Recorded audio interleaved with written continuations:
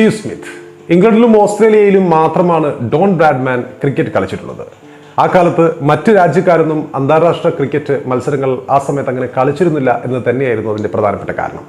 99.94 എന്ന test batting ശരാശരി പിന്നെ ആർക്കും എത്തിപ്പിടിക്കാനുമായിട്ടില്ല. പക്ഷേ ബ്രാഡ്മാനുമായുള്ള താരതമ്യങ്ങൾക്ക് പിൽക്കാലത്ത് ഒരു പഞ്ഞവും ഉണ്ടായിരുന്നില്ല. സച്ചിൻ ടെണ്ടുൽക്കർ മുതൽ സ്റ്റീവ് സ്മിത്ത് വരെയുള്ളവർ അതിന് അർഹരായിരുന്നു. അതെ, നമുക്കറിയാം, സ്റ്റീവ് സ്മിത്തിനെ തന്റെ സമകാലികരായ വിരാട് കോഹ്ലിയുമായോ കെയ്ൻ വില്യംസനുമായോ ജോ റൂട്ടുമായോ ഒന്നുമല്ല, സാക്ഷാൽ ഡോൺ ബ്രാഡ്മാനുമായിട്ടാണ് ഓസ്ട്രേലിയക്കാർ അദ്ദേഹത്തെ താരതമ്യം ചെയ്യുന്നത്. സ്മിത്ത് കളിക്കുന്നത് ഇംഗ്ലണ്ടുമായി മാത്രമല്ല, പക്ഷേ ഇംഗ്ലണ്ടിനെതിരെ സ്മിത്ത് നേടുന്ന ഓരോ റൺസും മറ്റേത് എതിരാളികൾക്കെതിരെയും നേടുന്ന സെഞ്ചുറികളെക്കാൾ വിലമതിക്കുന്നുണ്ട് ഓസ്ട്രേലിയക്കാർ.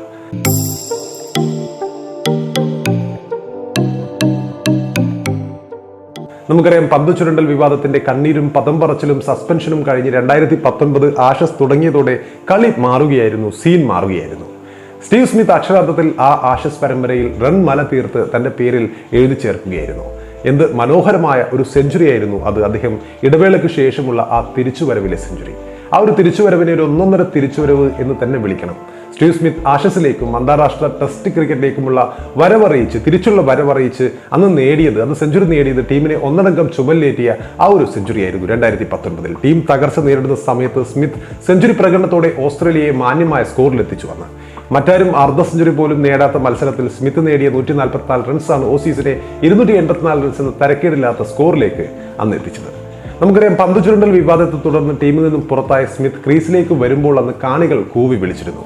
എന്നാൽ അവരെ കൊണ്ടുപോലും കൈയടിപ്പിക്കാൻ പാകത്തിലുള്ള ഇന്നിംഗ്സാണ് ക്രീസിൽ സ്മിത്ത് അന്ന് കാഴ്ചവെച്ചത്. ഈ ഇന്നിംഗ്സോടെ ഡൊണാൾഡ് ബ്രാഡ്മാന് ശേഷം ഏറ്റവും വേഗത്തിൽ 24 സെഞ്ചുറികൾ നേടുന്ന കളിക്കാരുടെ ലിസ്റ്റിൽ വിരാട് കോഹ്ലിയെയും സച്ചിൻ ടെണ്ടുൽക്കറെയും മറികടന്നുകൊണ്ട് സ്മിത്ത് രണ്ടാമനുമായി മാറുകയുണ്ടായി. Steve Smith. ടെസ്റ്റ് മത്സരങ്ങളിലെ സ്മിത്തിന്റെ അസാമാന്യ പ്രകടനങ്ങൾ നമ്മൾ പലതും കണ്ടിട്ടുണ്ട്, പലതും ശ്ലാഘിച്ചിട്ടുണ്ട്. എങ്കിലും ലിമിറ്റഡ് ഓവർ മത്സരങ്ങളിലും സ്റ്റീവ് സ്മിത്ത് അസാമാന്യ പ്രകടനം കാഴ്ചവെച്ചിട്ടുണ്ട്. വിരാട് കോഹ്ലിയേക്കാൾ ലിമിറ്റഡ് ഓവർ മത്സരങ്ങളിൽ കാതങ്ങൾ തന്നെ പിറകിലാണെങ്കിലും ഓർമ്മിക്കാൻ ഉതകുന്ന ഒരു പിടി മികച്ച പെർഫോമൻസുകളും റെക്കോർഡുകളും തന്റേതായി തുന്നി ചേർത്തിട്ടുണ്ട് അദ്ദേഹം ലിമിറ്റഡ് ഓവർ കരിയറിൽ. ലിമിറ്റഡ് ഓവർ മത്സരങ്ങളിൽ ഈ മിന്നും പ്രതിഭ സ്റ്റീവ് സ്മിത്തിനെ ഇന്നത്തെ നിലയിൽ എത്തിക്കുന്നതിൽ ക്രെഡിറ്റ് ആർക്കാണ് എന്ന് ചോദിക്കുമ്പോൾ അത് മറ്റൊരാൾക്ക് കൂടി നൽകേണ്ടിയിരിക്കുന്നു. മുൻ ഓസ്ട്രേലിയൻ ക്യാപ്റ്റനായ ജോർജ് ബെയ്ലിക്ക്. 2012-15 കാലയളവിൽ ഇടയ്ക്ക് സ്ഥിരം ക്യാപ്റ്റൻ മൈക്കൽ ക്ലാർക്കിന് പരിക്കേറ്റപ്പോൾ ഓസീസ് ക്യാപ്റ്റനായി ഏകദിനങ്ങളിലും T20കളിലും ഓസീസ് ടീമിനെ നയിച്ച ക്യാപ്റ്റനാണ് ജോർജ് ബെയ്ലി. ആ ഒരു സമയത്തായിരുന്നു സ്റ്റീവ് സ്മിത്ത് അസാമാന്യ പ്രകടനങ്ങളുമായി ലോക ക്രിക്കറ്റിൽ ശ്രദ്ധയാകർഷിക്കുന്നത്. 2015 ലോകകപ്പിൽ മൈക്കൽ ക്ലാർക്കിന് പരിക്കേറ്റ് പുറത്തായ ആദ്യ മത്സരങ്ങളിൽ ബെയ്ലി ആയിരുന്നു ടീമിന്റെ ക്യാപ്റ്റൻ.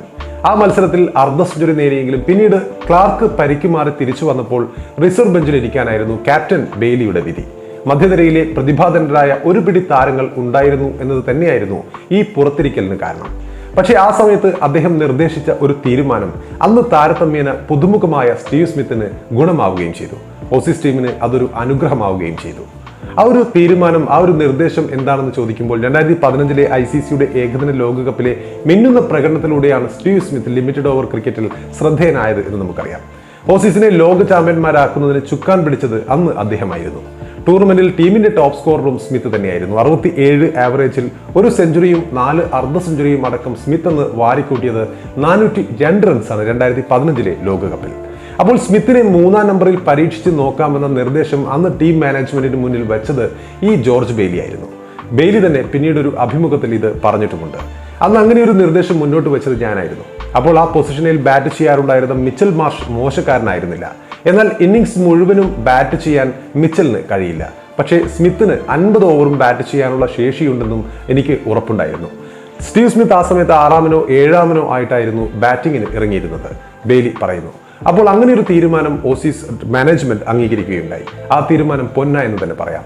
ഇപ്പോൾ ലോക ക്രിക്കറ്റിൽ 3-ാം നമ്പർ പൊസിഷനിൽ ഏത് ഫോർമാറ്റിലും മികച്ച ബാറ്റ്സ്മാൻമാരിൽ ഒരാൾ തന്നെയാണ് സ്റ്റീവ് സ്മിത്ത്. പിന്നീട് ഒരിക്കലും സ്മിത്തിന് തന്റെ 3-ാം നമ്പർ പൊസിഷൻ മറ്റൊരാൾക്ക് നൽകേണ്ടി വന്നിട്ടില്ല ലിമിറ്റഡ് ഓവർ ക്രിക്കറ്റിൽ.